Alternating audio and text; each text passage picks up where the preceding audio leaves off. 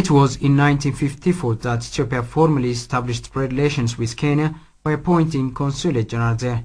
They signed trade agreement in 2011 and the special status agreement in 2012, which signified their growing partnership. Kenya exports soap, detergents, edible products, insecticides and household equipment to Ethiopia, while Ethiopia exports cereals, vegetables, tire and textile yarns to Kenya.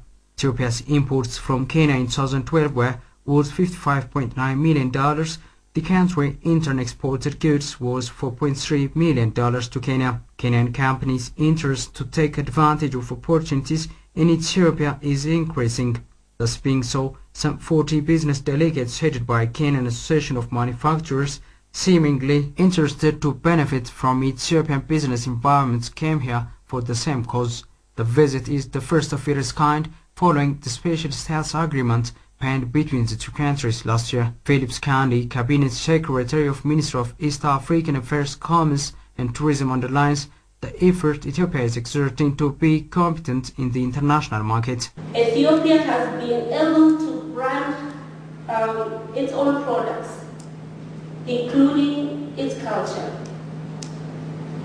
For example, the ceremonial coffee drinking, restaurants, rich music, and dress code.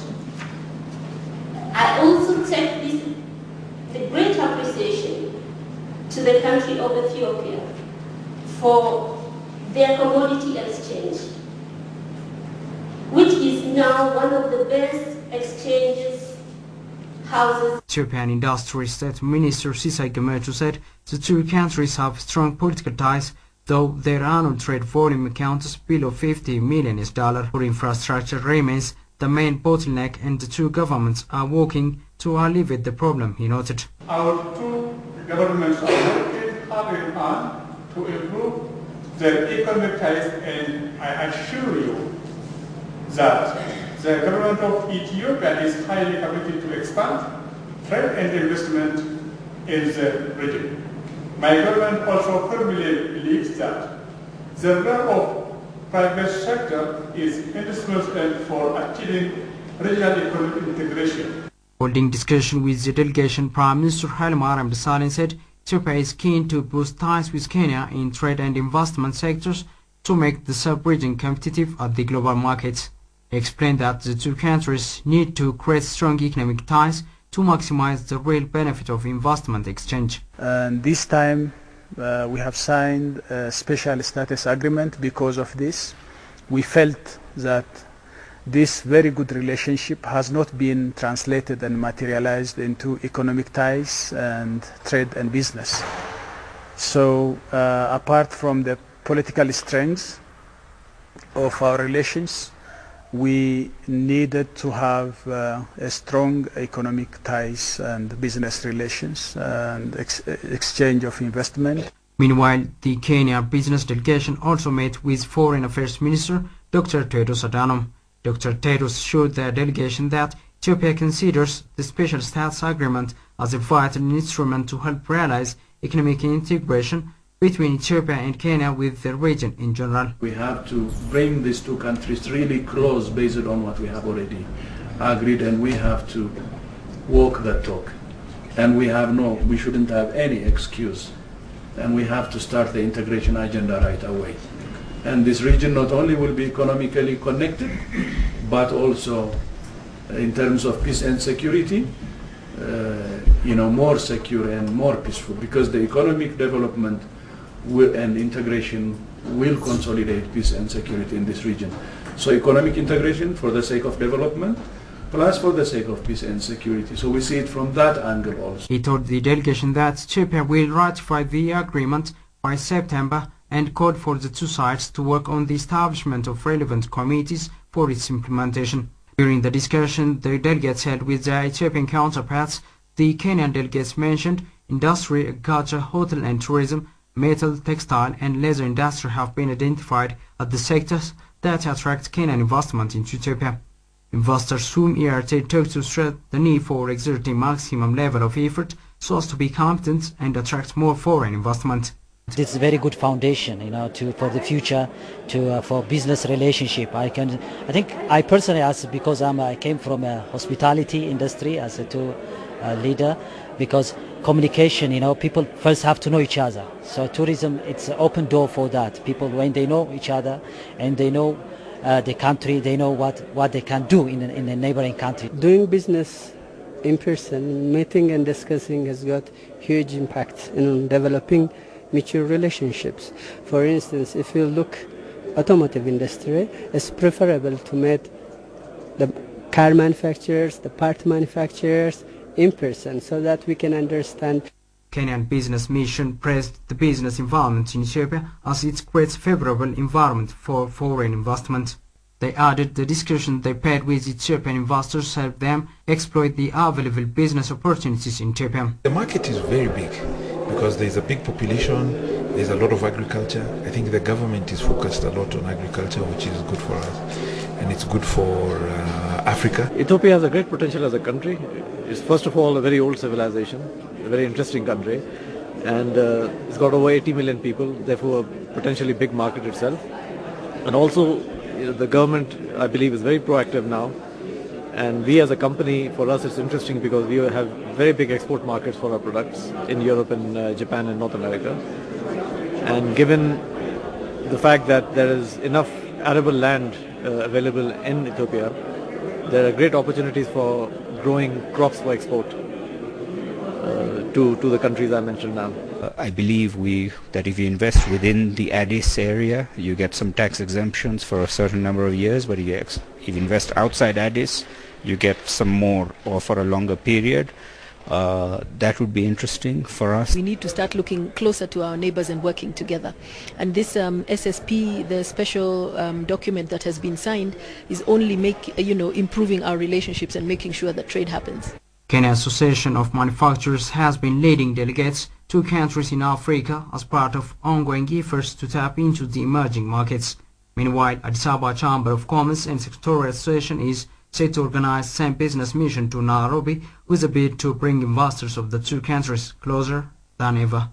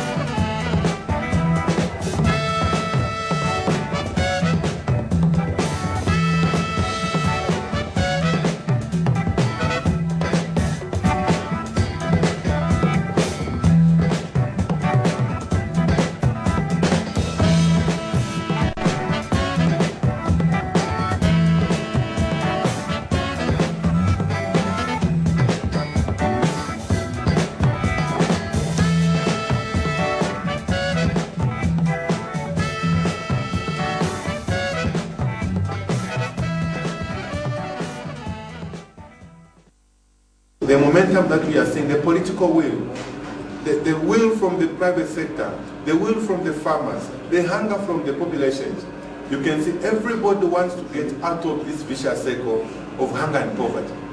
This should not be our vocabulary in the next 20 years. We should change the language. Surveys indicate that 80% of the lives of African population are totally based on agriculture. Millions in the continent are engaged in farming to earn their lives and develop their economies. Similarly, all member nations of Common Market for Eastern and Southern African countries, COMESA, are following the same path. The sector contributes for 32% of GDP for all the 19 member nations of COMESA region. Reports show that out of 690 million populations living in the region, 80% is managing agriculture-based life in the area. In short, farming has been a must practice for the people of the continent. But agriculture in the COMESA region is unproductive and uncompetitive due to environmental, economic and social factors.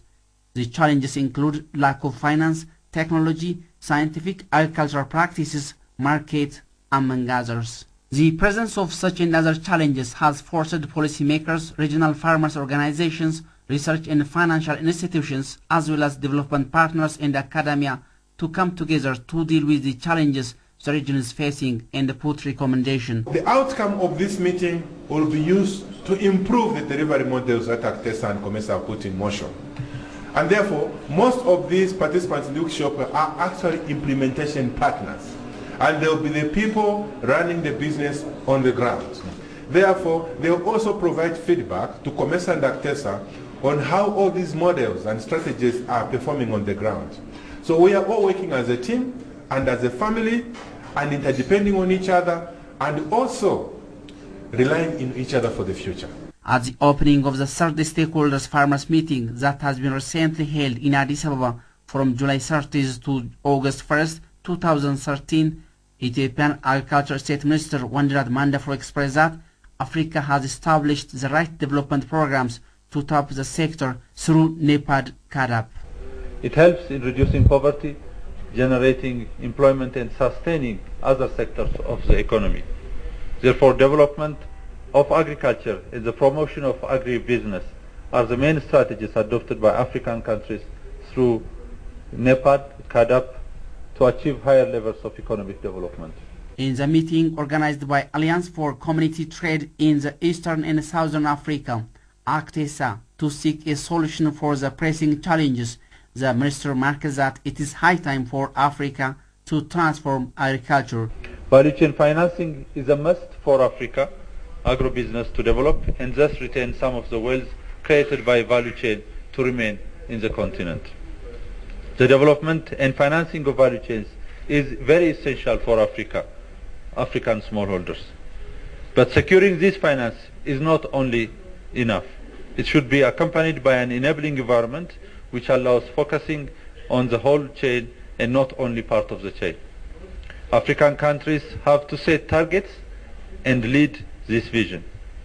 This is thus necessary in an increasingly globalized and competitive economic environment driven by markets. Argent Chulu, Chief Executive of ACTESA, for his part expressed that COMESA region is registering progress politically, socially and economically in the last 8 years. He mentioned the trade output progress registered from $3.2 billion to $19 billion from 2000 to 2012.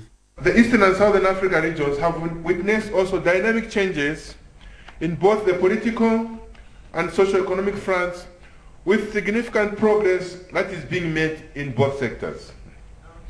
Adding this into the growing pace of regional trade, which has been on the increase in the past 10 years, this has been an important catalyst in the realization of our mutual interdependence within the region in regards to resources that our countries have that transcend between boundaries of countries. As a region, we have benefited from the resources that exist in the region. Despite the achievement registered in the region, agriculture, which is backbone for the region's economy, has not been able to be competitive, he added. It is noted in the occasion that organizing such workshop will help enhance active participation of stakeholders, including farmers. Since ACTESA was established to help small-scale farmers integrate into market, then farmers should have a say on ACTESA's agenda, including its program and project activities. So we take this workshop to be very important, that we are going to share experiences in our regions and try to come up with models that we could use to finance smallholder farmers through value chain. This is a place where they voice their concern, whether they are happy with how things are going, or if they have any emerging agenda which ACTESA should take up. So this is the platform where they can express themselves. So this is a meeting primarily where farmers will voice their interests and their concerns concerning agricultural activity in the region. The participants who took part in the meeting underscored how vital financing value chain in the spot is. Financing of value chains is one of the critical elements that need to be enhanced in a sustainable manner, both for growth and through this African farmers benefit in an equitable and sustainable way. We as Eastern Africa Farmers Federation believes in finding regional and immediate agriculture financing opportunities so that we can enable our small-scale farmers to grow if we want to make agriculture a commercial product. Therefore, we must find ways and means to ensure that small farmers benefit from it. We at ZACAO, we believe financing through value chains might address the problem, because industries are interested with the product that the farmer is producing. And if a farmer breaks, the industry will break as well.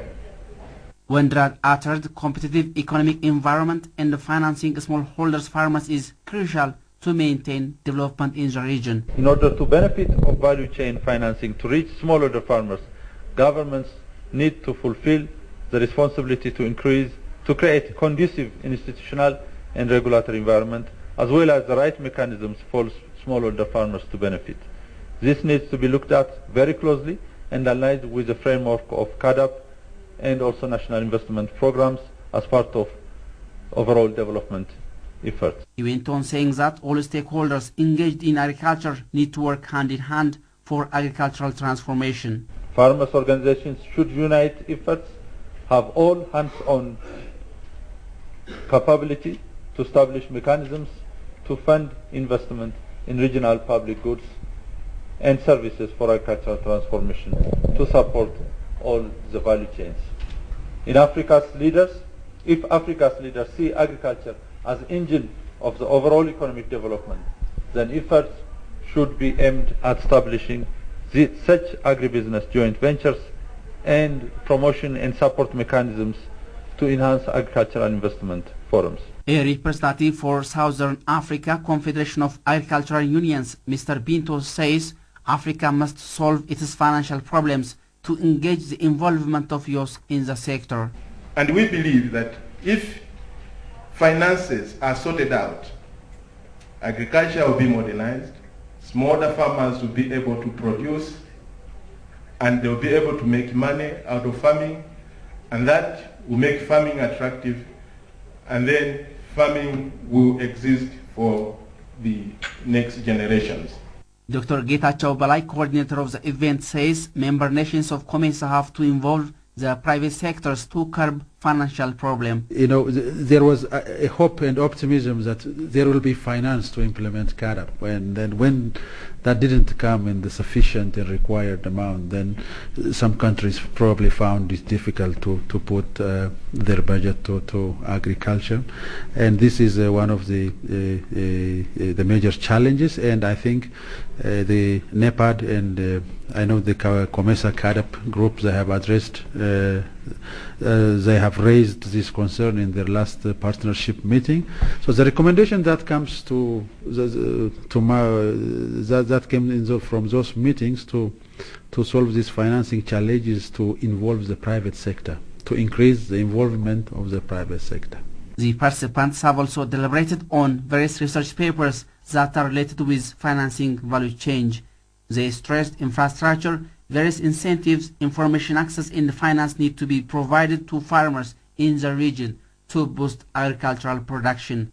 The State Minister has also stressed the importance of public investment to fill gaps in infrastructure that are vital for agricultural yield. We are now implementing a 5-year development plan, which is called Growth and Transformation Plan, and we are in the 3rd year, that focus on transforming agriculture through supporting smallholder farmers, increase productivity, while increasing public investment to build infrastructure in road, rail, trade communication and power, so that to enhance market access and be able to integrate to a local and an international market.